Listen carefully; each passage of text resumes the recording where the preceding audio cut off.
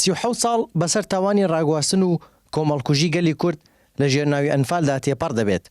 کە سوکاری ئەنفالکراوان لە گەرمیان نیگەرانە لەو دۆخەی ئێستای ئەوانی تێدان و پێیان وایە دەسەڵات بە تەواوەتی پشتگوێ خستون و وەک پێویست ئاوڕیان لێ ناداتەوە. بەوتەی ئەوان ئەوەی زیاتر نیگەرانی کردوون بوونی کەسانێکە لە پلە و پێگەی بەرزدا کە دەستیان لەو تاوانەدا هەبووە.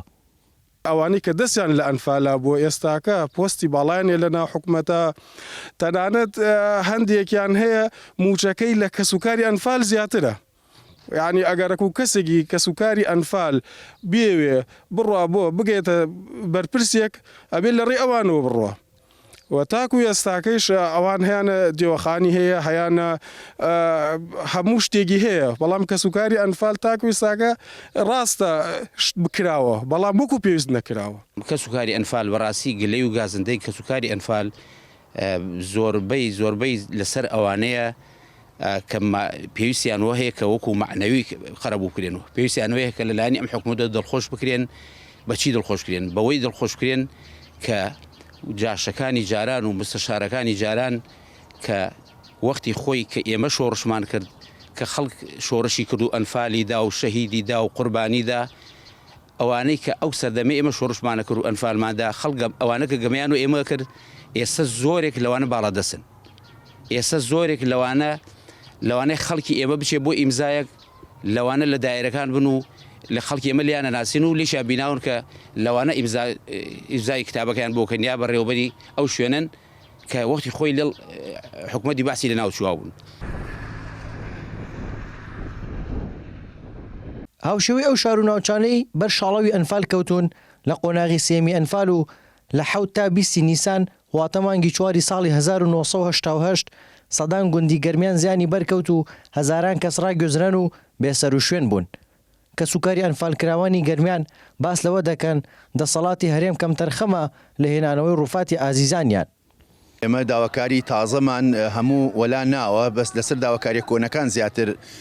سوورین ئەویش هێنانەوەی ڕووفاتی ئازیزانمانە کە بەداخەوە دوای زیاتر لە ئەوەنە ساڵ کە مەزەندە ناکرێ لە خواروی عێراق و لە بیابانەکان زیدە چاڵ کراون بەڵام بەداخەوە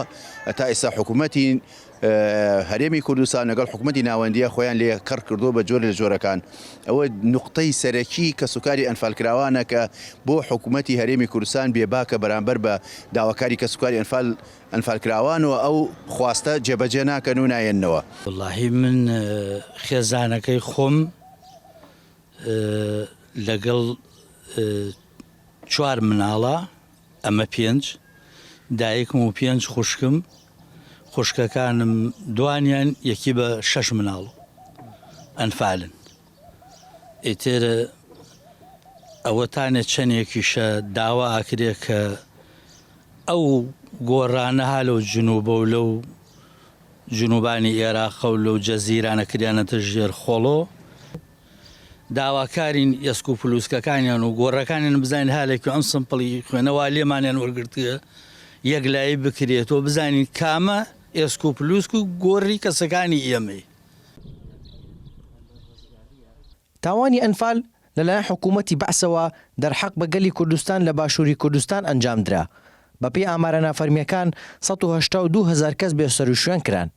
ئەو تاوانە برینێکی 37 ساڵەیە بە جستەی خەڵکی هەرێمی کوردستان بەگشتی و کە سوکاری قوربانیەکان بە تایبەتی وەک خۆشیان دەڵێن پێویستە هەرچی زووە دەسەڵاتی کوردی پرسی ئەنفال بەرەو قۆناغێکی باشتر لەوەی ئێستا ببات.